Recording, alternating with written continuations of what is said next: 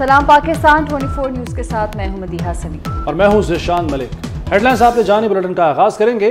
सदर मुमलिकत आरिफ अलवी ने इंतखाबात की तारीख तजवीज़ कर दी। आरिफ अलवी ने चीफ इलेक्शन कमिश्नर को खत लिखा है जिसमें कहा गया है कि इंतखाबात 6 नवंबर 2023 को होने चाहिए। उन्होंने कहा है कि 9 अगस्त को वज़ीर आज़म के मशवरे पर कौमी असम्बली को तहलील किया, उसके 90 दिन के अंदर इंतखाबात होने चाहिए। आइन का आर्टिकल 48(5) सदर को इंतखाबात की तारीख देने का इख्तियार देता है। ये मौक़िफ़ इख्तियार किया गया है उनकी जानिब से इस खत में। सदर आरिफ अलवी ने चीफ इलेक्शन कमिश्नर को खत लिखा है जिसमें उन्होंने इंतखाबात की तारीख तजवीज़ कर दी है। खत में कहा गया है कि इंतखाबात 6 नवंबर 2023 को होने चाहिए। सदर आरिफ अलवी का chief election commissioner Sikandar Sultan Raja को खत। सदर ने 9 अगस्त को वज़ीर आज़म के मशवरे पर कौमी असम्बली को तहलील किया। खत का ये मतन है। इसी पर बात करते हैं। माहिर कानून राजा खालिद साहब हमारे साथ मौजूद हैं। बहुत शुक्रिया राजा खालिद साहब वक्त देने के लिए 24 न्यूज़ को। सर, जो मौक़िफ़ इख्तियार कर रहे हैं सदर मुमलिकत आरिफ अलवी के आर्टिकल 48(5) उन्हें इंतखाबात की तारीख देने का इख्तियार देता है। अब इलेक्शन एक्ट में तरमीम हो चुकी है, उस तरमीम के बाद ये मौक़िफ़ किस हद तक दुरुस्त है सदर मुमलिकत का? सदर का मौक़िफ़ कतन गलत है, कतन दुरुस्त नहीं है और इसका जवाब इससे पहले चीफ इलेक्शन कमिश्नर साहब उन्हें तसल्ली से के साथ दे चुके हैं, कमा हक़ को दे चुके हैं। लेकिन अनफॉर्चुनेटली सदर साहब सदर पाकिस्तान बनने के बजाय वो पीटीआई के सदर बन गए। शायद इमरान खान साहब जेल में है तो जिम्मेदारियां उन्होंने अज्यूम कर ली और वो कोशिश ये कर रहे हैं कि अपनी पार्टी के साथ, पार्टी की क़यादत के साथ वफादारी निभाई जाए। लेकिन वो इस बात को नज़रअंदाज कर रहे हैं कि कॉन्स्टिट्यूशन में जो आर्टिकल 48(5) का वो हवाला दिया उन्होंने आपने इस लेटर में, वो ये है कि अगर असम्बली प्री मैच्योर डिसॉल्व कर दी जाए, जिस तरह की ये असम्बली हुई, तो 90 दिनों के अंदर इलेक्शन की डेट दी जाएगी। उससे पहले केयर टेकर सेटअप बनाया जाएगा। लेकिन यहाँ पे सूरत हाल ये है कि section 57 of the election act और section 17(2) of the election act वो बड़ी इस हवाले से वाज़ेह है। और आर्टिकल 51 ऑफ द कॉन्स्टिट्यूशन कि जब नई मर्दमशुमारी हो जाए तो नई मर्दमशुमारी के मुताबिक इलेक्शन करवाया जाता है। तो अब उससे हट के आप के पास कोई अख्तियार नहीं रह जाता। ये सिर्फ और सिर्फ अख्तियार है, प्रीरोगेटिव है चीफ इलेक्शन कमिश्नर का, ना कि सदर पाकिस्तान का। तो मैं समझता हूँ कि सदर पाकिस्तान ऐसा करके, जो सदर पाकिस्तान का ऑफिस है, जो बड़ा ऑनरेबल ऑफिस है, प्रेस्टिजियस ऑफिस है, बावकार ऑफिस है, उस ऑफिस को बेतौकीर कर रहे हैं और उस ऑफिस को बेवकत कर रहे हैं, उस ऑफिस की सेंटिटी को मजरू कर रहे हैं। इसलिए और पाकिस्तान की जो डूबती हुई मईशत है उसे मजीद वो डुबोना चाहते हैं, पाकिस्तान के वकार को मजरू करना चाहते हैं, पाकिस्तान के अंदर जो अनसर्टेनिटी की कैफियत है, जो क्यास है, अफरा तफरी है, उसे मजीद फैलाना चाहते हैं। तो ये सोल प्रीरोगेटिव है, सोल रिस्पॉन्सिबिलिटी है चीफ इलेक्शन कमिश्नर की। President has nothing to do with the date of the election. अच्छा सर, जैसे कि आपने खुद भी इशारा दे दिया इस तरफ कि वो अफरा तफरी फैलाना चाहते हैं जो पहले ही माहौल में इस वक्त फैली हुई है पाकिस्तान के अंदर। लेकिन अब देखा जाए अगर टेक्निकली भी, तो सदर मुमलिकत ने इससे पहले वजारत कानून से रहनुमाई मांगी। उन्होंने भी बता दिया कि जो आप कह रहे हैं वो दुरुस्त नहीं है, इलेक्शन कमिश्नर ही दुरुस्त हैं। यानी वो सब सूबाई हुकूमतें हों, चाहे वो इलेक्शन कमीशन हो, चाहे वो अब वजारत कानून हो, सब गलत हैं इनके ख्याल में और सिर्फ एक सदर मुमलिकत आरिफ अलवी दुरुस्त हैं। देखें, आरिफ अलवी साहब को शायद इस बात का एहसास नहीं कि एक तो इस वक्त मैं अबूरी सदर हूँ, इंटरम पीरियड के लिए हूँ, मैं अपनी टर्म मुकम्मल कर चुका हूँ। दूसरा, शायद उन्हें इस बात का एहसास नहीं कि मैं सदर पाकिस्तान हूँ, मैं पीटीआई का सदर नहीं हूँ। और तीसरा, शायद उन्हें इस बात का भी एहसास नहीं कि ऐसा करने से, ऐसे फैसले करने से जिन्हें इम्प्लीमेंट ना करवाया जा सके, उसमें जो प्रेसिडेंशियल ऑफिस है उसकी बेतौकीरी होती है, वो बेवकत होता है, उसकी तजलील और उसकी इज्जत में फर्क पड़ता है। तो लिहाजा सदर साहब को ऐसा खत लिख के अपने आप को, एक तो उन्होंने डिस्प्यूटेड बना दिया, तो वो तो पहले ही थे, लेकिन मजीद डिस्प्यूटेड बना दिया और साथ उन्होंने جو اپنا آفس ہے اس کے وقار کو مجروح کر دیا، اور پاکستان کی معیشت پہ مزید انہوں نے کوشش کی ہے کہ جتنے تھوڑے برسائے جائیں وہ برسائے جانے چاہیے۔ وہ اپنی جو اوتھ انہوں نے لے رکھا ہے، اوتھ میں واضح طور پہ لکھا ہے کہ وہ اپنے کسی ذاتی انٹرسٹ کو قومی انٹرسٹ پہ، قومی مفاد پہ حاوی نہیں ہونے دیں گے۔ آپ نے کسی پرسنل گین کو یا اپنی کسی پرسنل جو سوچ ہے، فکر ہے، اسے قومی مفاد، قومی سوچ پہ حاوی نہیں ہونے دیں گے، لیکن اس کی وائلیشن میں مسلسل کام کر رہے ہیں۔ اب اس خط کا جواب بھی اسی طرح سے آ جائے گا جس طرح چیف الیکشن کمیشنر پہلے اس کا جواب دے چکے ہیں۔ ایک کرارا سا جواب آئے گا، لیکن وہ آئین اور قانون کے مطابق ہوگا، اور صدر کے پاس سوائے شرمندگی کے سوا کچھ نہیں ہوگا کہ میرے جو تجویز تھی اسے درخور اعتراض نہیں سمجھا گیا۔ ہاں وہ سرفو ہو سکتے ہیں اگر وہ اپنی پارٹی اور اس کی قیادت کے سامنے، نہ کہ آئین اور ملک پاکستان اور پاکستانی قوم کے سامنے۔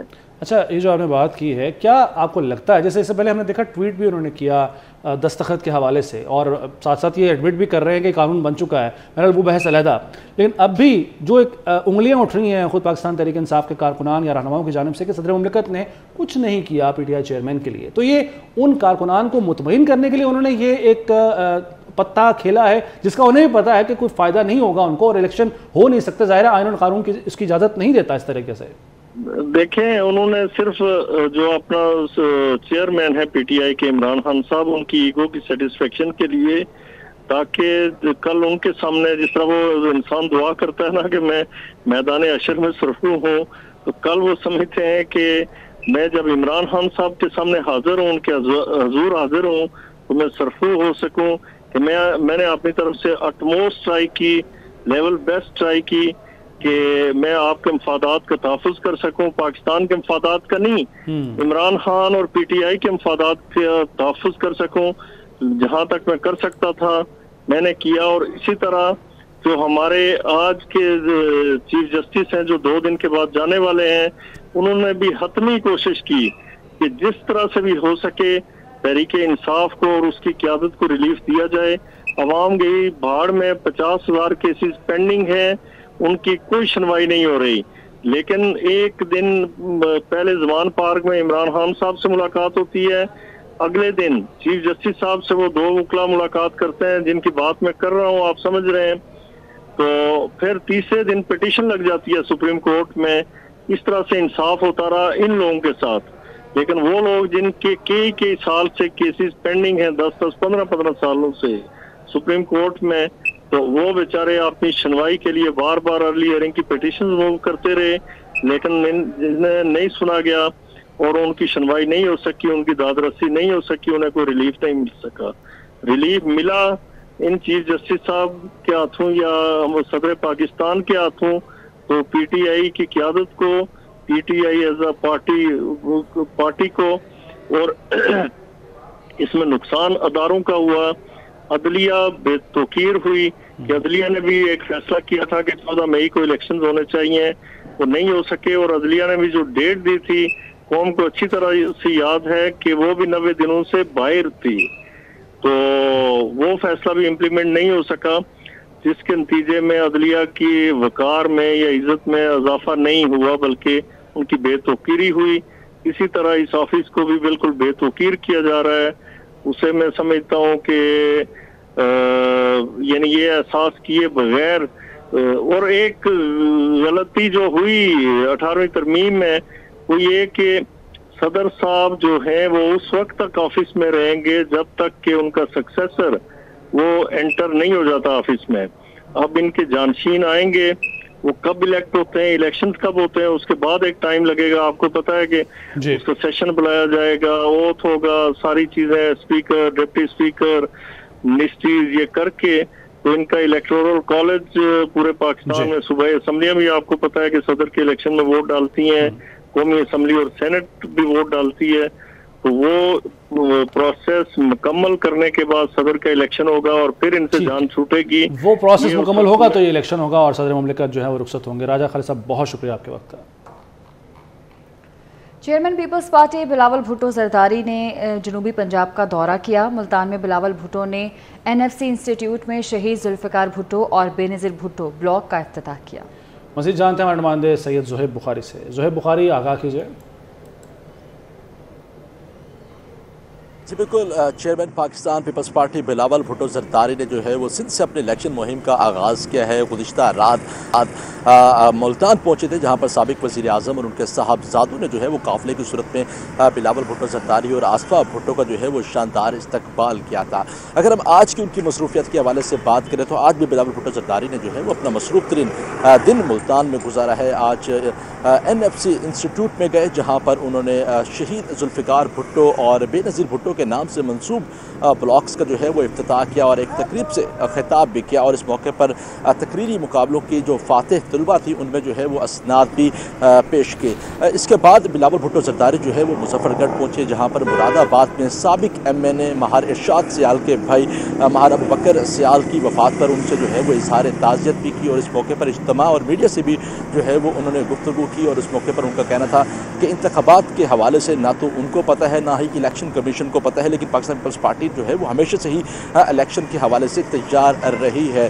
بلاول بھٹو زرداری اس کے بعد واپس جو ہے وہ ملتان پہنچے، جہاں پر رہنما پاکستان پیپلز پارٹی رانا سجاد کے گھر وہ پہنچے، جہاں پر ان کے بھائی جو کہ کئی مہینوں پہلے گزشتہ کچھ مہینوں پہلے جو ہے وہ گروپوں کی فائرنگ میں جو ہے وہ انتقال کر گئے تھے، ان کے بھائی سے بھی جو ہے وہ اظہار تعزیت کی، اور اس دورے کے دوران پاکستان تحریک انصاف اور پاکستان مسلم لیگ نون کے کچھ عہدیداران اور ٹکٹ ہولڈرز نے بھی جو ہے وہ بلاول بھٹو زرداری سے ملاقات کی، اور اس موقع پر ملاقات کے بعد انہوں نے جو ہے وہ پاکستان پیپلز پارٹی میں اپنی شمولیت کو جو ہے وہ اختیار کیا۔ واضح رہے کہ بلاول بھٹو زرداری کا جو دورہ تھا وہ 2 روز کا شیڈول تھا، لیکن CC کی میٹنگ کے باعث انہوں نے اپنے دورے کا جو ہے وہ 1 دن کم کیا، اور صرف 1 روز کا دورہ جو ہے وہ مکمل کرنے کے بعد بلاول بھٹو زرداری ملتان سے ہی لاہور کے لیے روانہ ہو چکے ہیں، اور وہ لاہور پہنچ کر اپنے پارٹی کی جو CC کی میٹنگ ہے اس کی صدارت کریں گے۔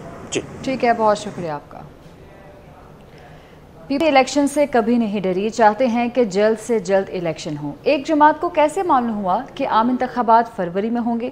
بلاول بھٹو کا مظفر گڑھ میں خطاب، کہا کوئی ایک جماعت ملکی مسائل حل نہیں کر سکتی، چاہتا ہوں ہر حلقے میں تیر کا نشان ہو، الیکشن کا نعرہ ہوگا سب کا پاکستان، اداروں کی توہین کرنے والوں کا مقابلہ کرنا ہوگا، انہیں ہرانا ہوگا، معاشی اور خارجی سطح پر ملک کو بحران کا سامنا کرنا پڑا، بڑے بڑے لوگوں کو ریلیف دینے کی بجائے عام آدمی کو ریلیف دیا جائے۔ میرا خیال میں الیکشنز ہونے چاہیے، جلد سے جلد ہونے چاہیے۔ مجھے نہیں پتا کہ الیکشنز ہیں، آپ کو نہیں پتا کہ الیکشنز کب ہے، الیکشن کمشنر صاحب کو نہیں پتا کہ الیکشنز کب ہے، مگر اس جماعت کو پہلے سے پتا ہے کہ الیکشن ڈیٹ کیا ہے۔ پاکستان کے مسائل ایسے ہیں کہ کوئی ایک جماعت یہ نہیں کہہ سکتے کہ وہ اکیلے ساری چیزیں کو سنبھالیں گے۔ پاکستان پیپلز پارٹی کا خیال ہے کہ آپ کو سب کو ساتھ لے کے جانا پڑے گا۔ اب انشاءاللہ تعالی اس جماعت کو جس نے مئی 9 پہ ادارے پہ حملے کیے، عوام اور ادارے کے درمیان ایک گیپ کریٹ کرنا چاہ رہے ہیں، ان کو ہم کامیاب نہیں ہونے دیں گے۔ سابق حکومت اتحادی آئندہ انتخابات میں ایک دوسرے کے خلاف الیکشن لڑنے کے لیے تیار۔ سابق وزیر داخلہ رانا ثناء اللہ کا کہنا ہے کہ آئندہ انتخابات میں پیپلز پارٹی کے ساتھ انتخابی اتحاد کا کوئی امکان نہیں۔ نواز شریف 21 اکتوبر کو وطن واپس آئیں گے، آئندہ انتخابات میں پارٹی کی قیادت کریں گے۔ مردم شماری کا منظور ہونا قومی سطح پر اچھی پیش رفت ہے، نئی مردم شماری کے تحت ہی نیا الیکشن ہونا ہے۔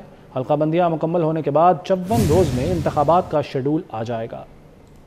اتحادی حکومت تو ختم ہو چکی ہے، اور جو اتحاد تھا، کولیشن تھی، جو گورنمنٹ تھی، وہ اب ختم ہو چکی ہے۔ آئندہ الیکشن کے رزلٹ کے بعد یہ فیصلے ہوں گے کہ کس نے کس کے ساتھ ملنا ہے یا نہیں ملنا۔ الیکشن میں ہم پیپلز پارٹی کے ساتھ نہیں جا رہے، کوئی الیکشن اتحاد ہمارا پیپلز پارٹی کے ساتھ نہیں ہے۔ سیٹ ایڈجسٹمنٹ کے بھی چانسز بڑے محدود ہیں۔ وہ جتھا اور وہ عناصر جنہوں نے 9 مئی کا واقعہ کیا ہے، ان کو پی ٹی آئی سے یا تو پی ٹی آئی کو خود علیحدہ کر دینا چاہیے، یا پھر قانون جو ہے وہ ان کے خلاف اپنا راستہ لے گا. 20 اکتوبر کو انشاءاللہ تعالی میاں نواز شریف صاحب واپس پاکستان تشریف لا رہے ہیں. نئے سینسس پہ ہونا تھا اور سینسس کی ریکوائرمنٹ ہے کہ ڈی لمیٹیشن جیسے ہی 30 نومبر کو فائنل ہوتی ہے نیکسٹ 54 ڈیز کے بعد انشاءاللہ تعالی الیکشن ڈیٹ ہوگی اور الیکشن جو ہے وہ ہوں گے. کسی کو معاشرے کو یرغمال بنانے کی اجازت نہیں دیں گے، وزیر اعظم انوار الحق کاکڑ نے واضح کر دیا. گلگت بلتستان کے دورے پر میڈیا سے گفتگو میں کہا کہ پاکستان میں کسی اور کی ایجنسی نہیں، صرف ملکی اداروں کا اثر ہوگا. کسی اور سے کوئی امید یا خوش فہمی ہے تو دور کر لیں. کسی بھی نشست کے لیے بولی نہیں لگے گی.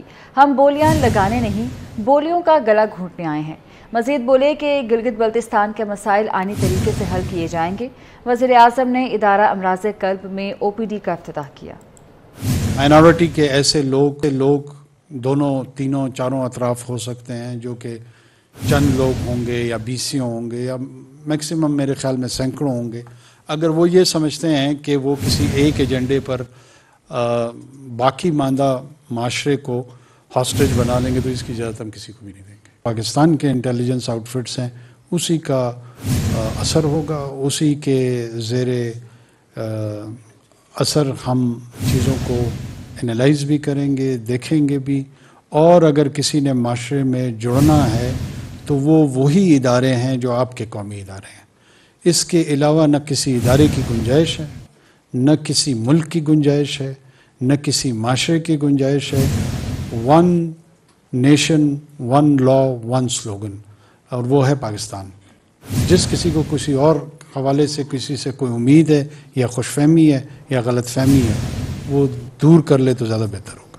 وزیر اعلیٰ پنجاب محسن نقوی نے LWMC کا دورہ کیا. وزیر اعلیٰ پنجاب کو CEO LWMC بابر صاحب دین نے بریفنگ دی.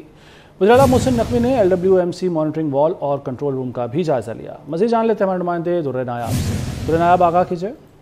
جی بالکل، وزیر اعلیٰ پنجاب محسن نقوی نے لاہور ویسٹ مینجمنٹ کمپنی کے ہیڈ آفس کا دورہ کیا. وہاں پہ ان کو ویڈیو وال پہ بریفنگ دی کی. ویڈیو وال پہ بریفنگ دے کے لاہور شہر کے اندر صفائی کے مینٹیننس کا جو بھی سسٹم ہے اس کو حوالے سے بتایا گیا. اس حوالے سے وزیر اعلیٰ نے ایک وہاں پہ میٹنگ بھی لی اور میٹنگ میں کمشنر، ڈپٹی کمشنر، سیکرٹریز موجود تھے. اس حوالے سے فیصلہ کیا گیا کہ لاہور شہر کے کمرشل یونٹ، کمرشل مراکز سے 50 روپے ماہانہ کی بجائے کم سے کم 500 روپے فیس لی جائے اور صفائی کلیکشن کی فیس جو ہے وہ مقرر کی جائے. اس پہ انہوں نے مجامعہ پلان جو ہے وہ لاہور ویسٹ مینجمنٹ کے CEO سے مانگ لیا ہے. اس کے ساتھ 5 مرلے سے اوپر کے جو رہائشی گھر ہیں جس میں 10 مرلے، 15 مرلے، 1 کنال، 2 کنال تک کے، ان سے بھی ماہانہ ویسٹ کلیکشن فیس کے تعین کا بھی انہوں نے پلان مانگ لیا ہے. اور اس حوالے سے ویسٹ ٹو انرجی پروجیکٹ پر کام کرنے کا حکم دیا اور انہوں نے کہا ہے کہ LWMC کے مالی خسارے کو کم کرنے کے لیے جتنے ریونیو جنریشن کے پلان ہوں گے ان کو اچھے طریقے سے قابل عمل اور منظور کیا جائے گا. جی در نائب، بہت شکریہ آپ کا. کراچی کے علاقے شاہ فیصل کالونی میں فیکٹری ملازمین سے بھری بس لوٹ لی گئی. بس میں سوار افراد سے 65 موبائل فون چھینے گئے. ملزمان بس روک کر سوار ہوئے اور چلتی بس میں لوٹ مار کرتے رہے. مزید جان لیتے ہیں ہمارے نمائندے سلمان سلیم سے. جی سلمان، آگاہ کیجیے. دیکھیں، آج دوبارہ مسلح ملزمان کی جانب سے ایک بس کو لوٹ لیا گیا. وہ بس جو ہے وہ ایک نجی کمپنی، نجی فیکٹری کے جو ملازمین ہیں ان کو گھروں سے لے کر فیکٹری کی جانب آ رہی تھی اور شاہ فیصل تھانے کی حدود میں پوری بس کو جو ہے وہ لوٹ لیا گیا، صفایا کر دیا گیا بس کا. وہ متاثرین ہمارے ساتھ موجود ہیں جن کے ساتھ یہ پوری واردات پیش آئی ہے. تقریباً 70 سے 75 کے قریب موبائل فون جو ہیں وہ اس بار ملزمان کی جانب سے چھینے گئے ہیں اور ملزمان کی اگر تعداد کی بات کی جائے تو تقریباً 6 سے 8 ان کی تعداد بتائی جا رہی ہے. یہ واردات ہوئی ہے آپ کے ساتھ. کتنے کا موبائل فون تھا، کتنے لوگ اس کے اندر تھے، کتنے لوگ آئے تھے ڈکیتی کی واردات کرنے؟ دیکھیں، اگر میں اپنی ہی بتاؤں تو میرے پاس تقریباً 35,000 والا موبائل تھا، اسمارٹ 7 آج کل چل رہا ہے، اور کیش بھی تھا جیب میں، 2-3 ہزار روپے پڑے ہوئے تھے. ظاہر کمپنی آنے ضرورت پڑتی ہے. اب اسی طریقے سے اور بھی جو لوگ تھے ان کے پاس بھی موبائل بھی تھے، پیسے بھی تھے. کسی کے پاس تو 2 موبائل ہوتے ہیں، وہ بھی تھے.